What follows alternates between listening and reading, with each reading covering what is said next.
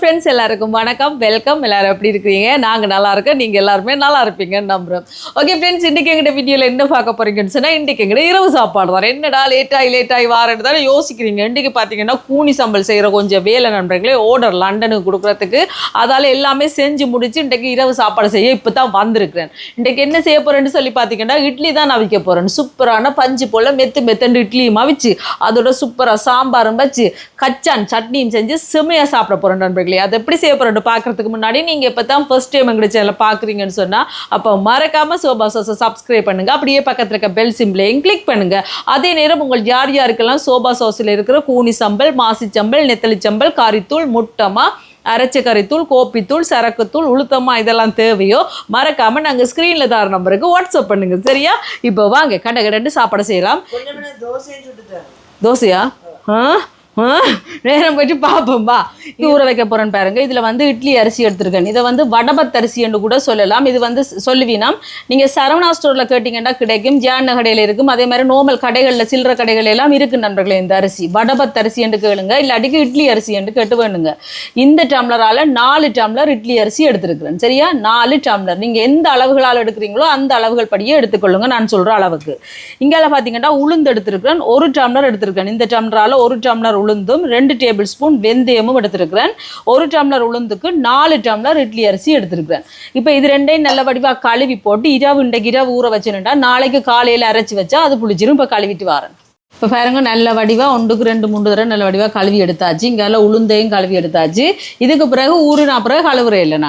நாங்கள் ஊற வைக்கே நல்ல வடிவாக கழுவி வைக்க வேண்டியதான். அதுக்கு பிறகு அப்படியே தண்ணியை வடித்து அரைச்சி எடுக்க வேண்டியதான். அதால் ஊற வைக்கிறதுக்கு முதலே 1க்கு 2 3 தடவை நல்ல வடிவாக கழுவி ஊற வைக்க வேண்டியதான். இப்போ நான் இரவு ஊற வைக்கிறேன், காலையில் அரைச்செடுப்பேன். இரவு ஊற வச்சு நான் பாருங்க நண்பர்களே. இப்போ காலையில் ஒரு 6:30 7 மணி ஆக போகுது. அதுக்குள்ளே பார்த்தீங்கன்னா கடை நீ அரைச்சி எடுக்க வேண்டியான் உளுந்தெல்லாம். நல்லா ஊறி இருக்கு, உளுந்தும் ஊறி இருக்கு. இங்கெல்லாம் ஊற வச்சு அரிசியும் நல்லாவே ஊறி இருக்கு இல்லைங்களா? இப்போ இந்த உளுந்து ஊற வச்ச தண்ணியும் ஊற்றக்கூடாது. இந்த தண்ணியில் தான் நான் அரிசியை உளுந்தையும் அரைச்செடுப்பேன். காணாட்டிக்கு அரிசி ஊற வச்ச தண்ணியும் விட்டு அரைச்செடுப்பேன். இப்போ உளுந்தை சேர்ப்போம்.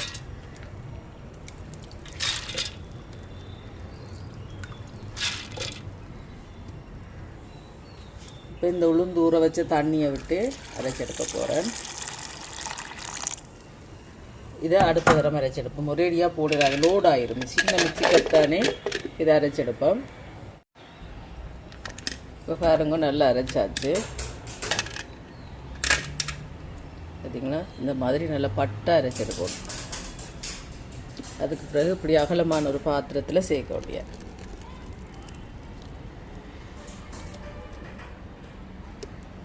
இதே மாதிரி மீதம் இருக்கிற உளுந்தையும் அரைச்செடுப்போம்.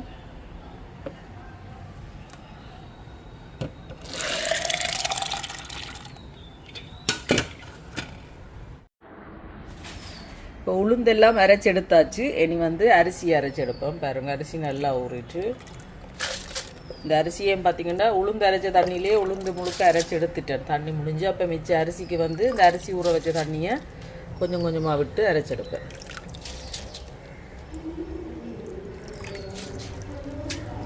ஆக கணக்கு போட்டால் மிக்சி இடையில் நின்றும் லோடாகி, அதால் இவ்வளோ தான் நான் சேர்த்துருக்குறேன். இந்த அரிசி ஊறின தண்ணியிலேயே கொஞ்சமாக சேர்த்து உள்ளத்துக்கு மறைச்செடுப்போம். இப்போ பாருங்கள், அரிசியும் மறைச்செடுத்தாச்சு. அரிசியை பார்த்தீங்கன்னா நல்லா பட்டை அரைக்கணும். அப்படி இல்லாட்டிக்கு ரவை மாதிரி நல்ல குறுநாள் மாதிரி இருந்துச்சுன்னாலும் பரவாயில்லை, நல்லா தான் வரும். இப்போ அரிசியை மறைச்சாச்சு. நீங்கள் உளுந்து அரைச்சி வச்சுருக்கேன்னு தானே, அதோடு இதையும் சேர்க்க வேண்டியதான். இதே மாதிரி மீதம் இருக்கிற அரிசி எல்லாத்தையும் போட்டு கொஞ்சம் கொஞ்சமாக நல்ல வடிவாக அரைச்சி எடுக்க வேண்டியதான். சட்டார் பட்டார்ன்ட்டு செஞ்சிடலாம் நண்பர்களே. ஆனால் இது நாங்கள் செஞ்சு வச்சோம்னா எங்களுக்கு அப்படி ஒரு உதவியாக இருக்கும். காலையில் இட்லி, டக்குன்னு தோசை ஏதாவது சுட்டு கொடுத்துடலாம். இப்போ இதையும் அரைச்சி எடுப்போமா.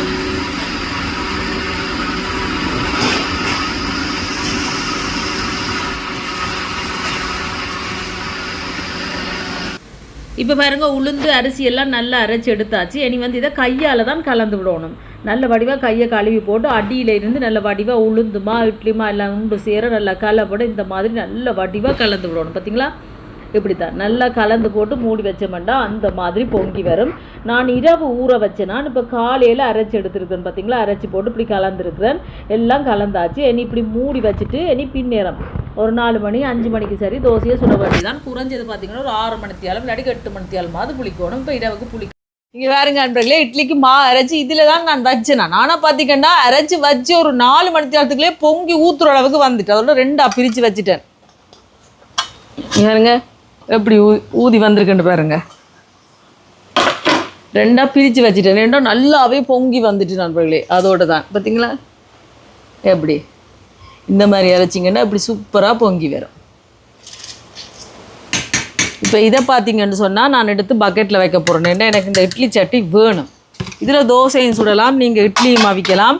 இப்படி இட்லி மாவை அரைச்சி வச்சுட்டு எங்களுக்கு கவலை இல்லை, கிழக்கம் இல்லை, துக்கம் இல்லை, துயரம் இல்லை. டக்குன்னு தோசையை ஊற்றலாம், இல்லாட்டி இட்லி அவிக்கலாம். அந்த மாதிரி தான் இப்படி அரைச்சி ஃப்ரிட்ஜில் வச்சிட வேண்டியா. இப்போ இது எல்லாத்தையும் நான் ஊற்றி இதில் வச்சுட்டு இதுக்குள்ளே தான் இதை எடுத்து இட்லி அவிப்பேன். இப்போ பாருங்க கொஞ்சத்தை இது அந்த ஸ்கீமரில் இருந்ததை இதுக்கு ஊற்றியாச்சு. இதில் தான் நான் இப்போ இட்லியை ஊற்ற போகிறேன். கணக்காக ஊற்றிட்டு இப்போ இதே மிச்சத்தை தூக்கி அங்கே விட்டுருவேன். இப்போ இதுக்கு உப்பு சேர்ப்பேன். நான் ஏற்கனவே கரைக்கும் போது உப்பு சேர்த்து கரைக்க இல்லை, அதால் இப்போ உப்பு சேர்க்குறேன். சேர்த்துட்டு கலந்துடுவோம். இப்போ உப்பு சேர்த்தாச்சு. இங்கால பாருங்க இட்லி தட்டுக்கு வந்து எண்ணெய் ஸ்ப்ரே பண்ணி விடுவோம்.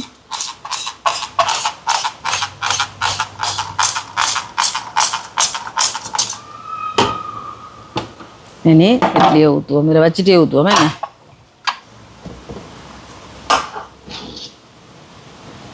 இப்போ இட்லியை ஊற்றுவோம்.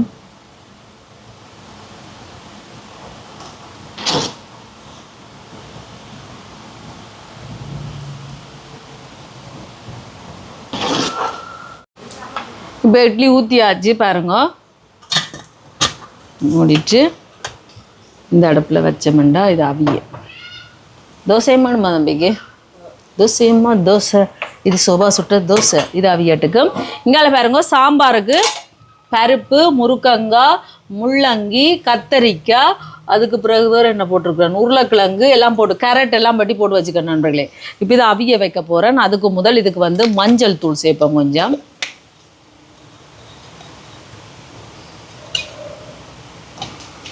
இதில் கொஞ்சமாக தண்ணி சேர்க்குறேன், உப்பு சேர்க்குறேன். இனி இது அவியட்டுக்கும். இது ஒருக்கா கலந்து விடுவோம் படிவா இந்த மாதிரி. இது நல்லா அவியட்டுக்கும். இது அவியறதுக்குள்ளே இங்கால பார்த்தீங்கன்னு சொன்னால் கச்சான் சட்னிக்கு கச்சானை வறுத்தெடுக்க போகிறேன். கொஞ்சம் கச்சானை சட்டி சூடாட்டுக்கும். இதை மூடி விடுவோம். இப்போ கச்சானை வறுத்தெடுப்போம். சாம்பார் இருக்குது சாப்பிடலாம். இவருக்கு ஒரு ஆளுக்கு கச்சான் சட்னி வேணுமா? இருக்கும் அரைச்சி கொடுத்தா சரி. இல்லை இது பச்சை கச்சா. இப்போ வறுத்தெடுப்போம். பாருங்க நண்பர்களே, இங்கே நான் சாம்பார் வைக்கிறேன் நல்ல சுட சுட. அவருக்கு சட்னி வேணுமா? சட்னி வறுத்து போட்டு சட்னி அரைச்சி கொடுப்போம். நல்லா தான் இருக்குமே கச்சான் சட்னியை வறுத்தெடுப்போம். இப்போ பாருங்க கச்சான் வறுபட்டுட்டு இல்லைங்களா அடுப்பை நிப்பாட்டிட்டு இந்த மண் சட்டி சூட்டுலேயே வறுபடும். நல்லா மண் போட்டும் கச்சான் வறுக்கிறேன். நான் விட்டு மண் போட்டு இது சும்மா வறுக்கலாம். இப்போ பாருங்க இது சுடுவது கொஞ்சம் ஆறினோடனே இந்த கோதுகளை உடைச்சி எடுப்போம். ஜூட்டுன்னா அங்கே கோதை உடைச்சி தாங்க பார்ப்போம். வறுபட்டுட்டா நான் உடனே சாப்பிடக்க வறுபடாத மாதிரி இருக்குமே. சுடுவது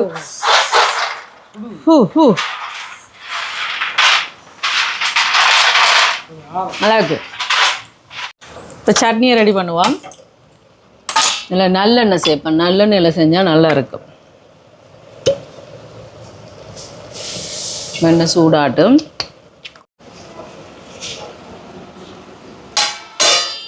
பாருங்க மரக்கறி நல்லா அவிஞ்சு வருது. இனி வந்து இதுக்கு தேங்காய் பால் சேர்ப்போம். 2 ஆம்பாலும் 3 ஆம்பாலும். இது இதோட முதலாம்பால். இங்கே புளியை ஊற வச்சேன்னா நல்லா ஊறிட்டு புளியை சேர்ப்போம்.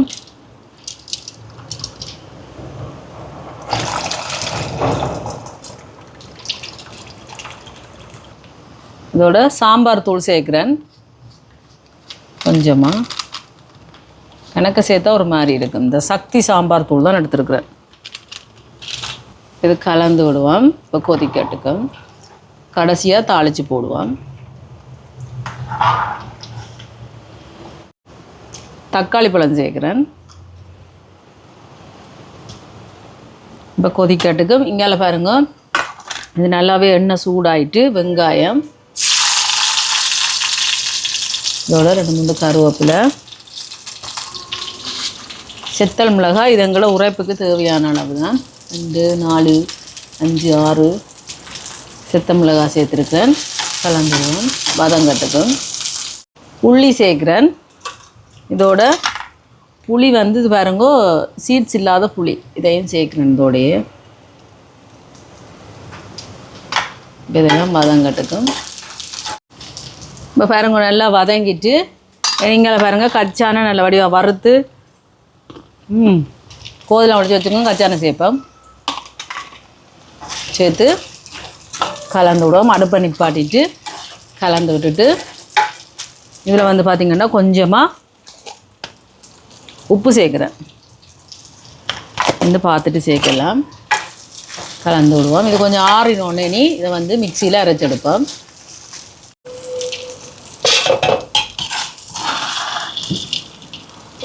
இதில் வந்து கொஞ்சமாக தண்ணி விட்டு தான் அரைச்செடுப்பேன். முதல்ல ஒரு சுற்று 2 சுற்றி எடுத்துட்டு அதுக்கப்புறம் தான் தண்ணி விடுவேன். இப்போ இப்படி இருக்கலாம். முதல்ல இப்படியே ஒரு சுற்றி எடுப்பேன்.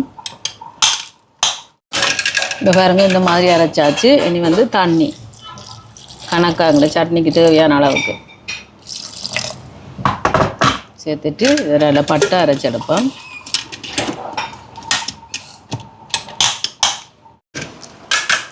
இப்போ பாருங்க இந்த மாதிரி அரைச்செடுத்தாச்சு. இல்லைங்களா?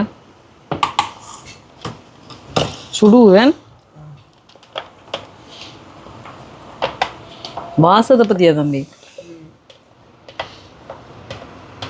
பாருங்க இந்த மிக்சி கப்பில் கொஞ்சமாக தண்ணி சேர்த்து இந்த வடிவாக கலந்தெடுப்போம். ஏன் சொல்லுங்கள், அதில் எல்லாம் இருக்கும் இந்த சைட்டில் எல்லாமே தம்பி. இந்த உங்களுக்கு ஆக தண்ணியாக வேணுமெண்டா கொஞ்சம் கூடுதலாக தண்ணி சேர்க்கலாம். எங்களுக்கு இவ்வளோ போதும். இனி இதுக்கு தாளித்து போடுவோம். என்ன தாளிக்கிறது கொஞ்சமாக நல்லெண்ணெய் சேர்க்குறேன். சூடாட்டுக்கும். மங்கால பார்த்தீங்கன்னா இட்லி அவிஞ்சிட்டு அடுப்பை நிப்பாட்டுவோம். நிப்பாட்டிட்டு எடுத்து ஒரு 2 நிமிஷம் வச்சுட்டு அதுக்கு பிறகு தான் நான் எடுப்பேன். சூட்டோடையும் எடுக்கக்கூடாது, பிஞ்சிரும். ஒரு 5 நிமிஷம் சரி நல்லா ஆறட்டுக்கும் எடுத்து வைப்போம். இதெல்லாம் எடுத்து வச்சுட்டேன் ஆறட்டுக்கும். அதுக்குள்ளே எங்கெல்லாம் பார்த்தீங்கன்னு சொன்னால் நல்லா சூடாயிட்டு, சட்டி சூடாயிட்டு தாளிப்போம். கொஞ்சமாக உளுத்தம்பருப்பும் கடலைப்பருப்பும். கடுகு இல்லை, கடுகு முடிஞ்சது வாங்குவோம். இதோட கருவேப்பிலை, செத்தல் மிளகாய்,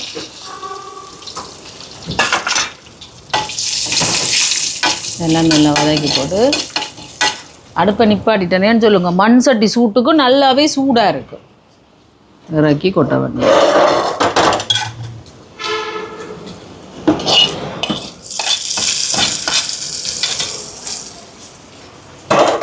பார்த்தீங்களா? இந்த சூப்பராக கச்சான் சட்னி ரெடி.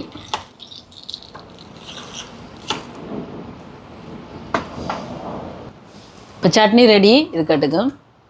இப்போ சாம்பாருக்கு தாளிப்பம். நல்லெண்ணெயெல்லாம் தாளிக்க போகிறேன் சூடாட்டுக்கும். இப்போ சாம்பாருக்கு தாளிப்பம் கொஞ்சம் பெருஞ்சீரகம், கருவேப்பிலை, செத்தல் மிளகாய், சின்ன வெங்காயம், உள்ளி,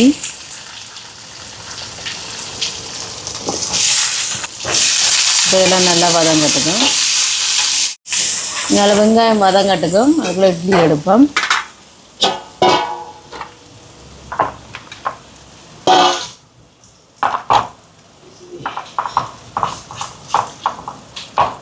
இல்லைங்களா? எப்படி வந்திருக்கு பாருங்க. பூ போல் இட்லி. கொஞ்சம் ஆற வச்சுட்டு எடுத்தோம்னா தண்டை பாட்டுக்கு எடுபட்டுரும். அப்படியே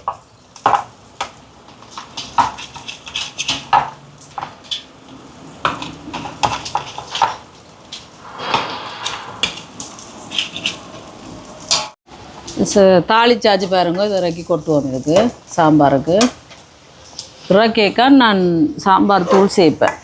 சாம்பார் தூளாக மல்லியில் சேர்ப்பேன் நண்பர்களே. சும்மா சூடு இந்த மண் சட்டி.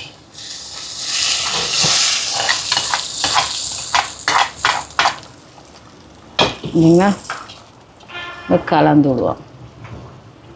எப்படி தள்ளண்டு கொதிச்சு கொண்டிருக்கு பார்த்தீங்களா? டேஸ்ட்டு பார்ப்போமா எப்படி இருக்குன்ட்டு. தேங்காய் பால் சாம்பாரா இல்லை தண்ணி சாம்பாரா? தேங்காய் பால் சாம்பார். கொஞ்சமாக உப்பு சேர்ப்பேன், உப்பு காணாது.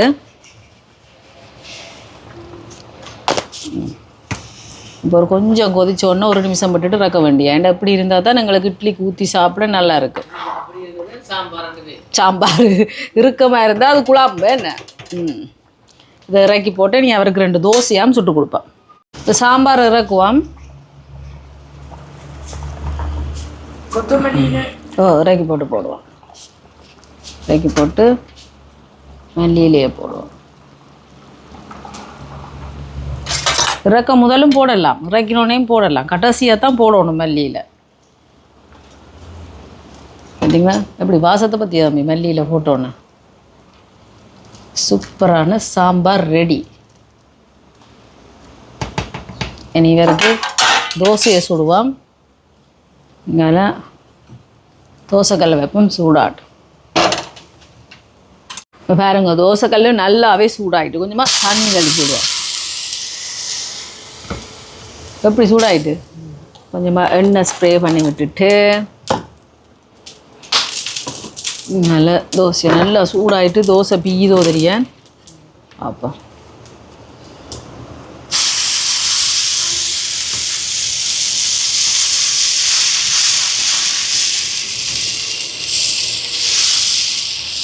சரிங்களா? எப்படி ஓட்டையாக வருதுண்டு இப்படி வரணும். அப்போ தான் எங்களோட தோசைமாக நல்ல பதத்தில் வந்திருக்குன்ட்டு அர்த்தம்.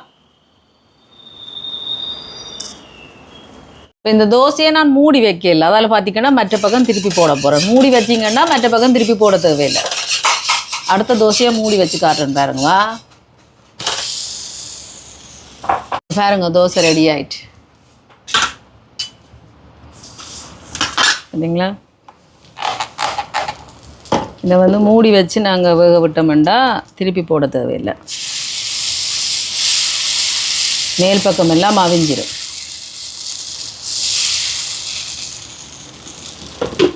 இப்போ மூடி விடுவோம். அவியட்டும். தோசையை பார்ப்போம்மா. இங்கே பார்த்தீங்களா மூடி வச்சா இப்படி அவியும். திருப்பி போட தேவையில்லை. எப்படி வருது பார்த்தீங்களா? நான் இந்த ஸ்கீமர் மூடியால் தான் மூடுறேன் நான். அப்போ அது இட்லி அவிஞ்சு கொண்டு இருந்ததா இது பாருங்க எப்படி வருது தோசை. பார்த்தீங்களா? தோசையும் பஞ்சு போல் வரும், அதே மாதிரி இட்லியும் பஞ்சு போல் வரும். ட்ரை பண்ணி பாருங்கள். இப்படி அரைச்சிட்டு ஃப்ரிட்ஜில் வச்சிட்டோம்னா காலையில் டக்குன்னு தோசையை சுட்டாச்சு சாப்பிட்டு ஓடுங்கடான்னு கொடுத்துடலாம். இந்த மாதிரி சுட்டுட்டு வரேன்னா இப்போ சாப்பாடெல்லாம் ரெடி. ஜூட் வர இல்லையா சாப்பிட? ஜூட்டுக்கு நித்திர வருதா நண்பர்களே? அதெல்லாம் வர இல்லையா? வாங்க நாங்களே சாப்பிடுவோம். பாருங்க இட்லி இதுதான் தம்பி. பூ போல் இட்லி. என்ன இட்லி?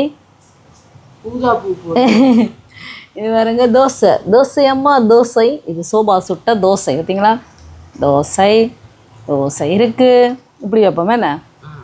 அதுக்கப்புறம் இட்லி இருக்குது. இங்கே பாருங்க கச்சான் சட்னி. பார்த்தீங்களா? அதுக்கு பிறகு சாம்பார் இருக்குது. சாம்பாரை பாருங்க நண்பர்களே. இப்படி மேலாக்க ஊற்றணும். நல்லா அப்படியே சாம்பாரில் ஊற விடணும். இப்போ வாங்க சாப்பிடுவோம். முதல்ல தோசையை சாப்பிடுவோம். இப்போ இங்கே வேறுங்க தோசையை சட்னியோட.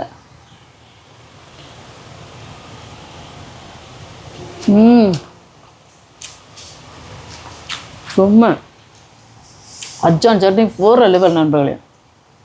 கண்டிப்பாக நீங்கள் செஞ்சு பாருங்க.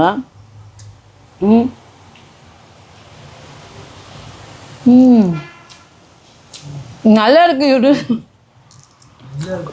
நல்லா இருக்கு யூடியூப். நல்லா இருக்கு. போர் அளவுல நீ சாப்பிட்டு பார்.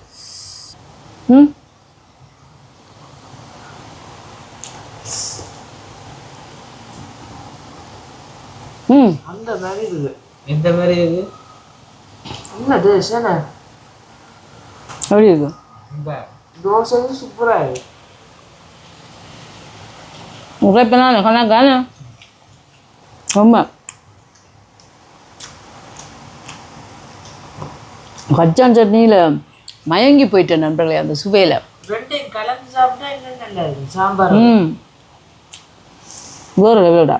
இட்லியை சாப்பிடுறாங்க, தோசையை வந்து சாப்பிடுறாங்க, பசிக்குதான் நேரம் அப்போ வந்திருக்கோம். ரெண்டையும் சாப்பிடுறாங்க. வேண்டாம்.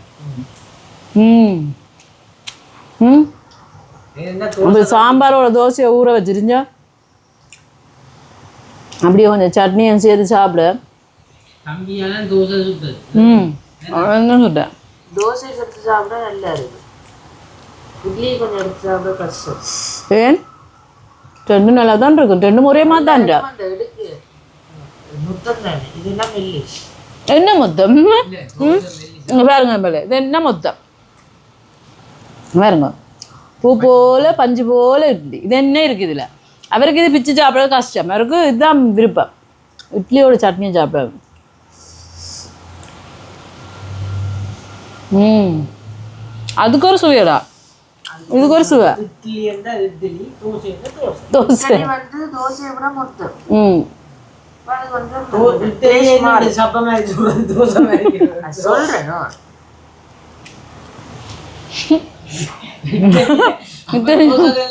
தோசைக்கெல்லாம் வந்துடும். வாங்க நாங்கள் இட்லி சாப்பிடுவோம். ம் நல்லா ஊறிட்டு பார்த்தீங்களா, நல்லா சட்னியில் அந்த மாதிரி ஊறிடுங்க. ம் இப்படி சாப்பிட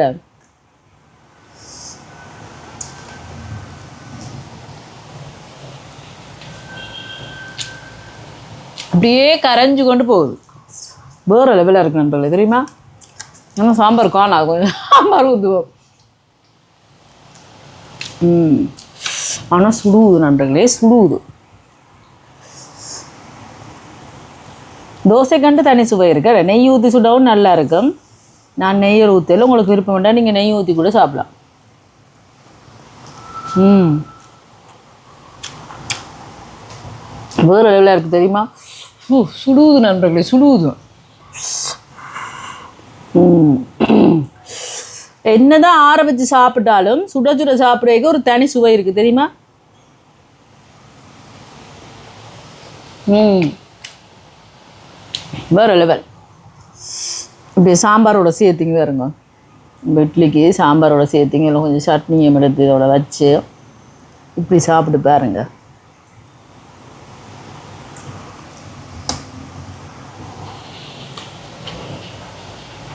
அடித்தூள் செம்ம டேஸ்ட்டாக இருக்கு நண்பர்களே. இனியும் நான் இப்படி ரசித்து சாப்பிட்டோம்னா அங்கே இருந்து எறிதான் ரெண்டு பேரும் செம்ம பசியில் இருக்கினா. இதே மாதிரி நீங்களும் செஞ்சு பாருங்கள், செஞ்சு பார்த்துட்டு எப்படி இருக்குன்னு சொல்லுங்கள். வீடியோ பிடிச்சிருந்தா மறக்காமல் லைக் பண்ணுங்கள், ஷேர் பண்ணுங்கள், கமெண்ட் பண்ணுங்கள், அப்படியே சப்ஸ்கிரைப் பண்ணுங்கள். சப்ஸ்கிரைப் பண்ணிவிட்டு பக்கத்தில் இருக்க பெல் சிம்பில் கிளிக் பண்ணுங்கள். ஓகே ஃப்ரெண்ட்ஸ், நான் உங்களை இன்னொரு வீடியோவில் சந்திக்கிறேன். பை டாடா. செம்மையாக இருக்கு, செம்மையாக இருக்குது. வேறு லெவல் தெரியுமா? நீங்கள் செஞ்சீங்களோ விட மாட்டீங்க.